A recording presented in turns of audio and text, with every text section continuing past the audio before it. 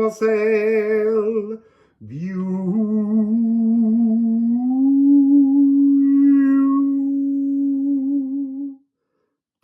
people.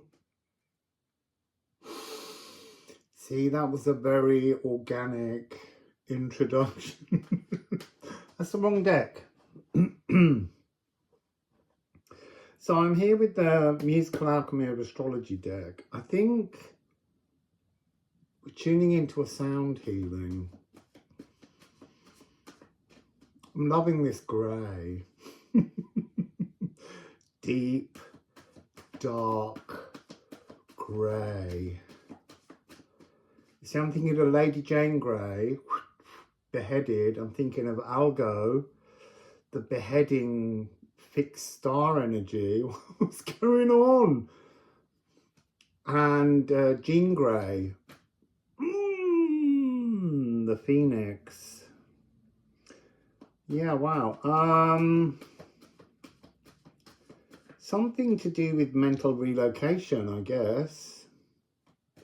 Let's see what we get. And let's see where we go.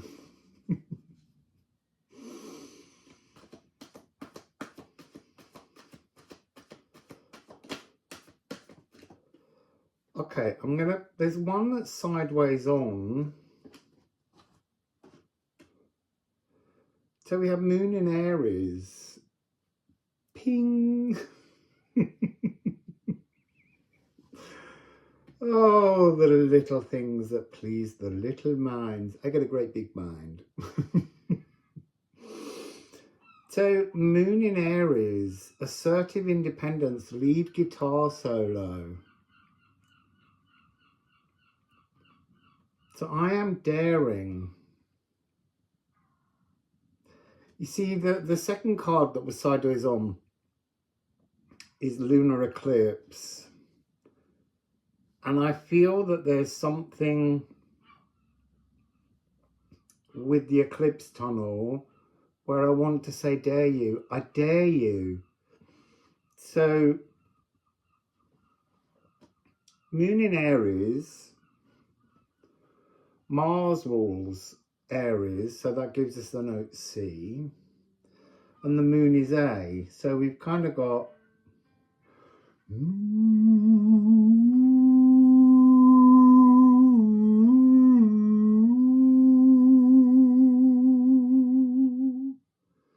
But then with this, we've also got the Sun, and the Sun is E. E being the Sun hiding. So there's something about, dare you correct your life force in this eclipse tunnel? That seems to be the energy coming through, dare you. So...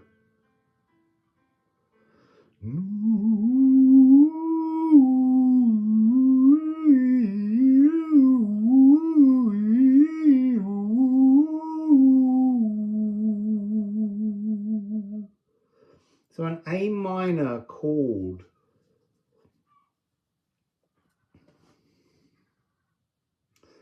The Song of Lilith. So there's something in this eclipse tunnel that's about finding your divine musical truth. So maybe it will be good to, you see, I was going to say they want to say, but I want to say, because it's all the theys that are me, I want to say you need to find a new tune, a new song, a new signature track that moves you. Don't look into the nostalgia of music you knew before.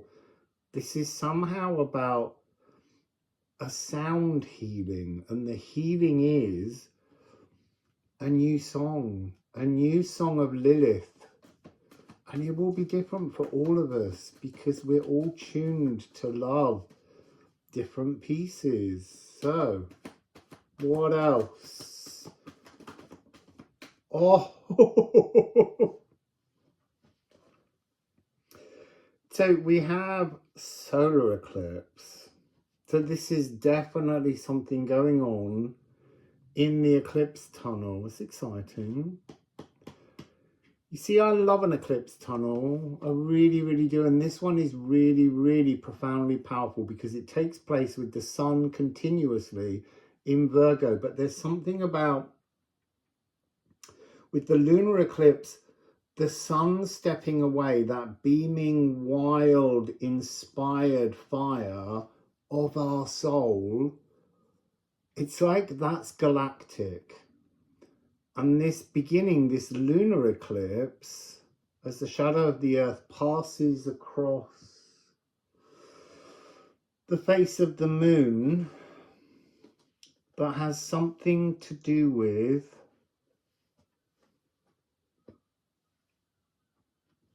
two things. Remove power ballad, emotional power ballad.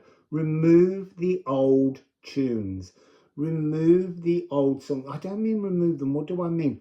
Don't listen to anything old, anything nostalgic during this eclipse, okay?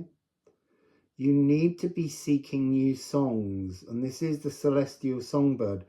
It's almost like you need to learn a new song. Find a new song, learn the lyrics, understand why you're drawn to that song, learn to sing along to the song. And then we have boil. It's almost like the nostalgia is a boil that needs to be lanced, but this is to impatiently excite transformation. So there's something about the emotional power ballad, some kind of slow rocking tune. This is something that makes you want to move your body. I see you, baby, shaking that ass. See, that's an old song. We don't need the old songs. But this is about a change. You see, it has this line on here, bargaining for free will. And that's always fascinates me, because I think often when we bargain for free will, yes, there is always free will, but there is a divine will. And sometimes it's time to accept the motion, the stepping forwards onto the pathway in this eclipse tunnel, this mutable earth being opened so that there's space for something new. I'm just thinking about how the solar eclipse has the sun and the moon, the A and the E.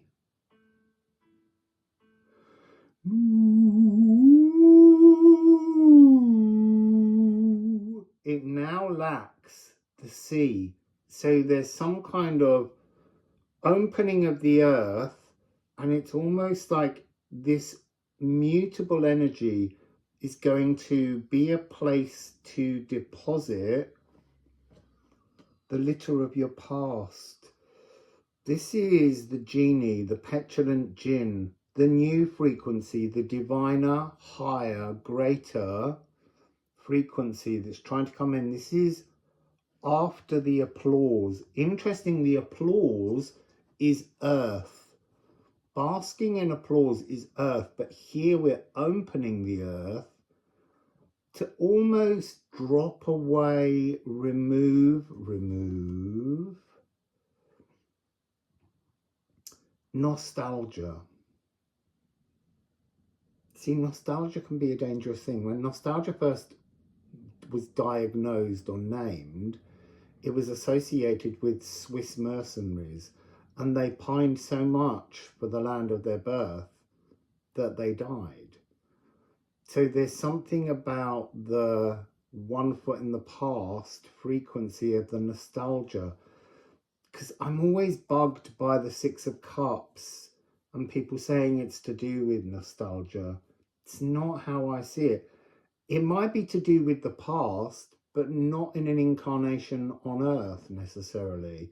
Soulmates, that kind of energy where it's something from another realm. So as this eclipse open, we're being asked to pause in the first week, download and dump.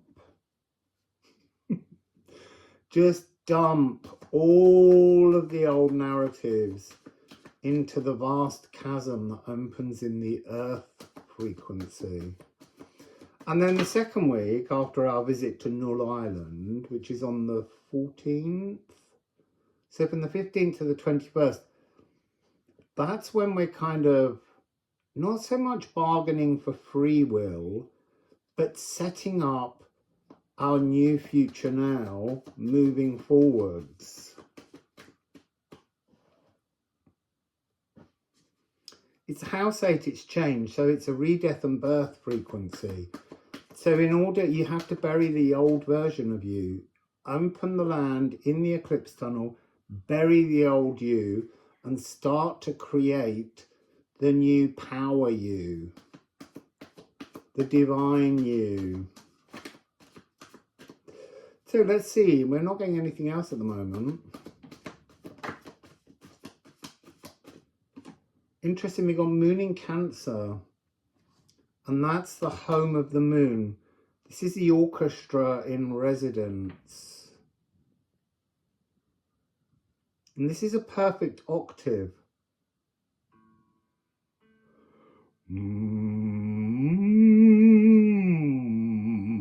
It's telling us that there is space inside the place. It's almost like that is the very tunnel.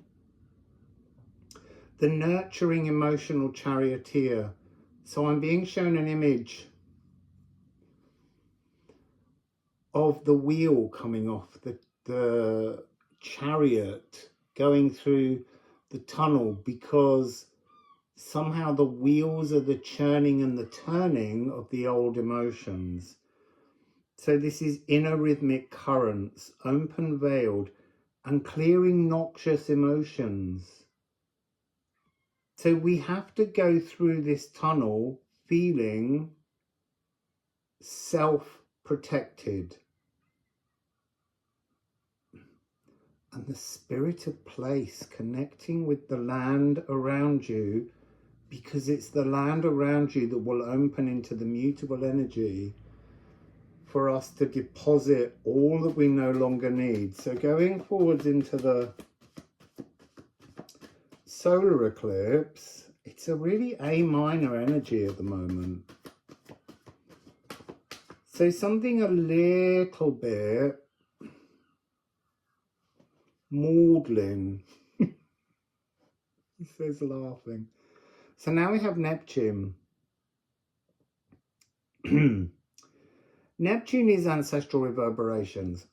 But yesterday, in my digital fasting, Neptune came across as an archetypal energy of Saint-Germain and the Violet Flame, but it wasn't Saint-Germain and it wasn't Neptune.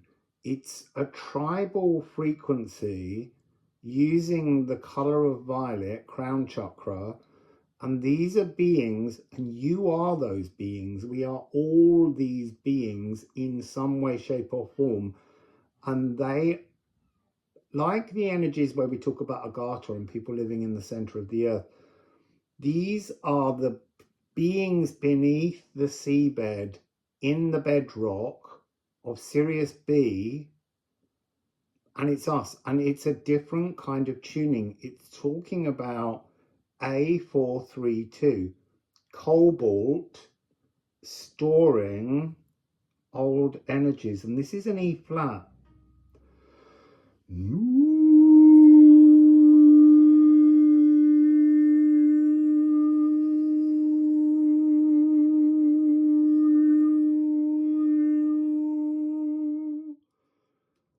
So this is interesting. So Sirius B requires us to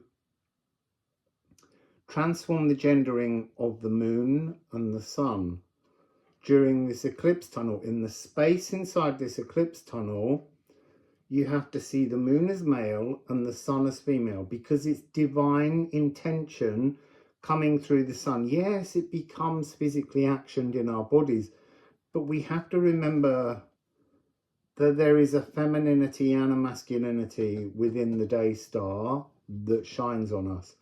But this is Sirius B. So Sirius rising over the pyramids of Giza on the 26th of July, set up, preparation energy. Oh.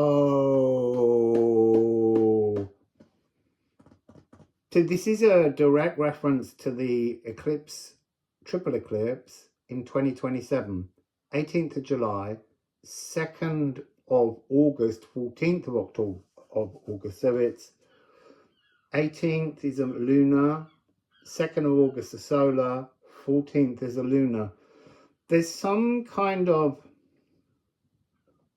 connectivity between you, all of you, being inside as a, I want to say as a fragment, but it's a wholeness of you, just as you are a wholeness of you in that dimension.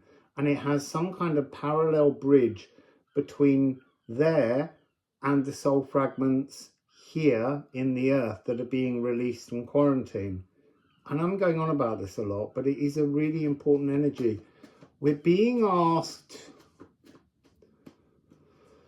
to comprehend that when we talk about archangels and galactic beings, ascended masters, they are all aspects that are merged forms of us in other dimensions, because in some dimensions there aren't individuals like there are here on earth. There's just hive minds, so that you understand it, but what they really are is like an orchestra of energy, and it's made up of so many different beings, but they're all performing the same symphony.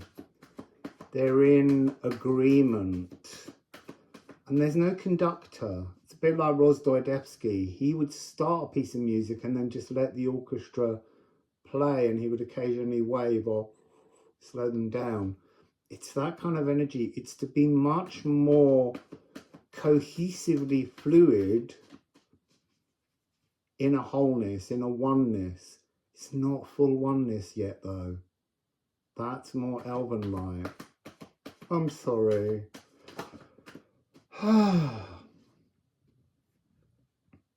So we have Leo, Sun again in this energy. Warm-hearted incubation, full brass section. It's like this is like a new timbre being created within that energetic hive mind. Keep up. Inside Sirius B.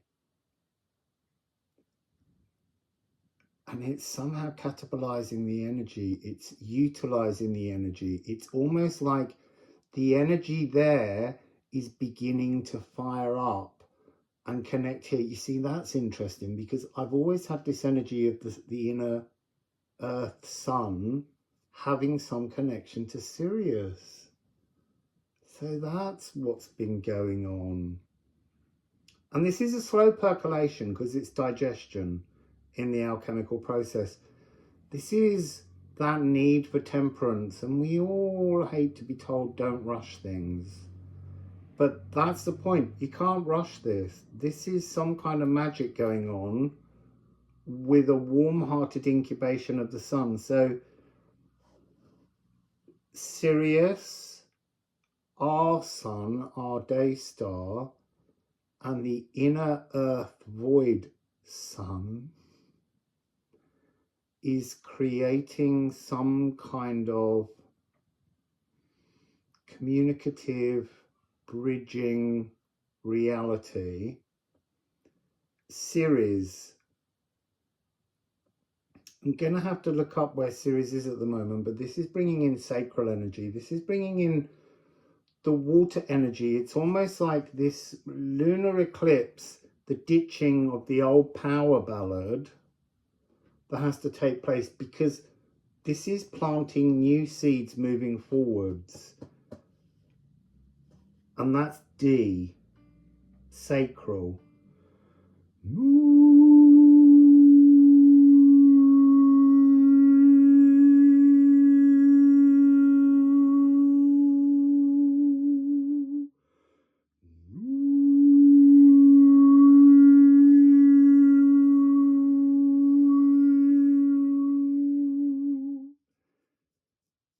This is a detoxifying, transformative, and no, not detoxifying.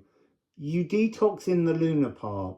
After the 14th, you're building a new frequency, new renal, cosmic renal glands from Sirius. Don't ask me what that means. I'm just channeling it. And then we have salt. And there is something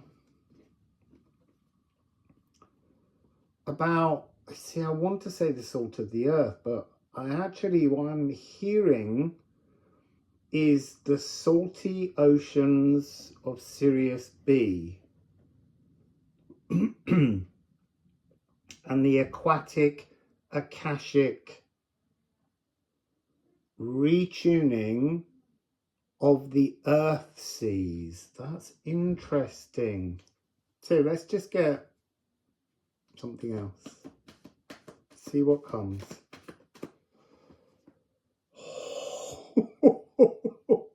This is such a powerful eclipse tunnel. The most powerful eclipse tunnel you've ever experienced. Aqua Regia. This is Poimanda. This is the divine dragon of creation. The dragon, the mind, the mason of the multiverses, is offering us an opportunity with Chiron to just be healed and standing in our full truth. This is the nervous system, soothing the nerves. B flat is the nervous system.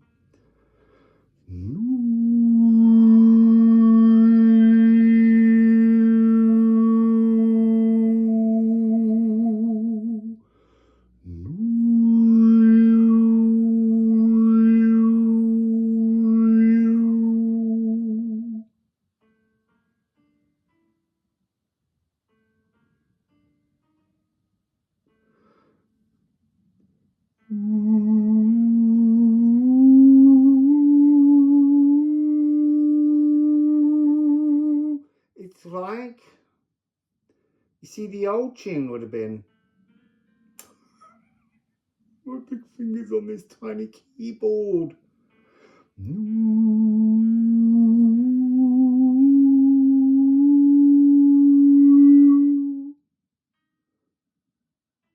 Oh, I didn't sing that at all. Right.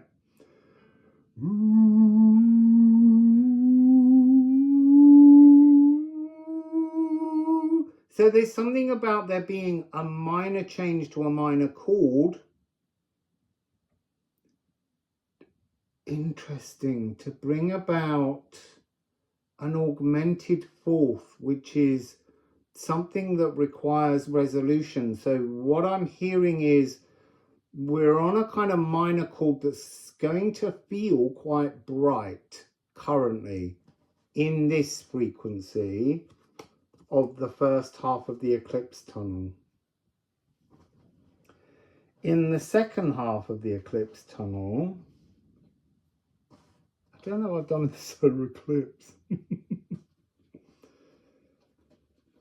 There's going to be a flattening of the sound to bring about an augmented fourth or a diminished fifth, often called the devil's interval, but it's something that requires a resolution.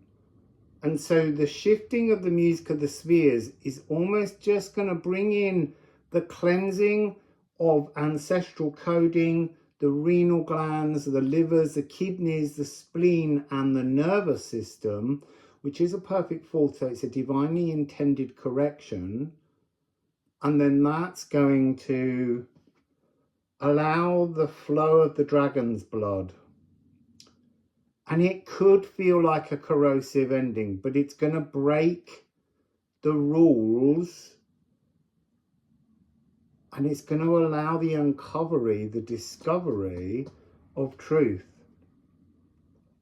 You see, Chiron has this energy of material and esoteric realm straddling, shadow healing, nickel. So we're being asked to become more fluid, less rigid. If there's a framework, try and dismantle it. It's almost like there's a scaffolding around a house. Take the scaffolding down, the house has to come down. And then you're going to build a new house with new scaffolding. It's that kind of frequency. And it will have a resolution, I think in 2027, 2028. But it's slow percolation. So here we have Aqua Vita. So we've got Aqua Vita, Aqua Regia. It's the dragon blood. The dragon's blood transforms the... This is alcohol. So the old alcoholic spiritual life. What do I mean by that? The old spiritual addictions will be corroded and broken down. And the result is that we're going to begin to understand how we are, qua are, the archetype being the cosmic shaman. But that requires some kind of connection between the inner Sirius B below the seabed beings, melded minds and emotions, melded frequencies, and singing something new into creation. So 5055, this wonderful preserving of all that exists in terms of the memory of the Akashic, but moving to a new journey. See, it's the oceanic Akashic Hierophant here on Earth. We're being given some kind of Sirius star sun boost that begins in this eclipse tunnel. Oh, you know, just one day on that little organic pathway with no influence, and all of this stuff started to come through yesterday. I wasn't expecting to have to share it quite so quickly, but there you go. Wassail, beautiful people. Yeah, try and get your heads around that one, and your hearts.